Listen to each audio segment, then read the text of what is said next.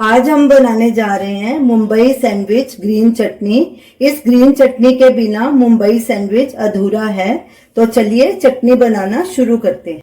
Mixer jar लेंगे, उसमें 1/4 cup ये भुनी हुई मूंगफली हमने ली है, ये डालेंगे। ये ऑप्शनल है, आप अगर डालना चाहें तो डाल सकते हैं, नहीं तो स्किप भी कर सकते हैं।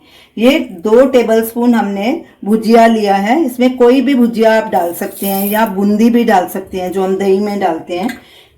ये 8 हरी मिर्च है, ये चटनी काफी तीखी होती है, ये भी डाल देंगे। 1 इंच अदरक का टुकड़ा है, ये 5-6 लहसुन की कलियां हैं, ये भी डाल देंगे। इसमें थोड़ा सा पानी डाल के पहले इन्हें ग्राइंड कर लेंगे। मूंगफली और सेव को हमने ग्राइंड कर लिया है, ये देखिए बारीक हो गई है, थोड़ी सी दरदरी रह गई है, वो धनिये के साथ पीसी जाएगी। मूंगफली और सेव डालने से क्या होगा कि जो चटनी में पानी होता है वो सोख लेगी और आपका सैंडविच गीला नहीं होएगा।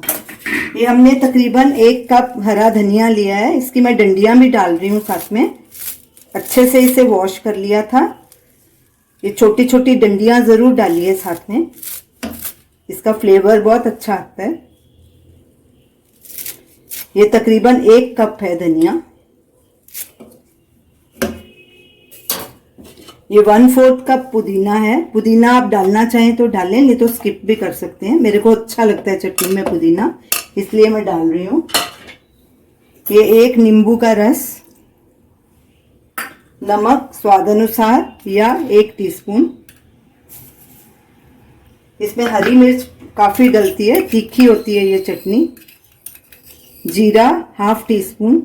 अब इसमें थोड़ा सा पानी डालेंगे क्योंकि ये चटनी थिक बनती है, और इसे ग्राइंड कर लेंगे और स्मूथ ग्राइंड करना है बिल्कुल इसे।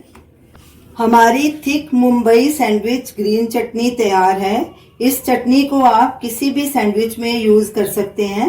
इस चटनी से आपका सैंडविच बहुत ही टेस्टी बनेंगे। आप इस चटनी को जरूर ट्राई कीजिए और हमें अपना फीडबैक दीजिए और हमें बताइए कि आपको ये हमारी रेसिपी कैसी लगी। हमारे वीडियो को लाइक कीजिए, शेयर कीजिए, हमारे चैनल को सब्सक्राइब कीजिए। Thanks for watching.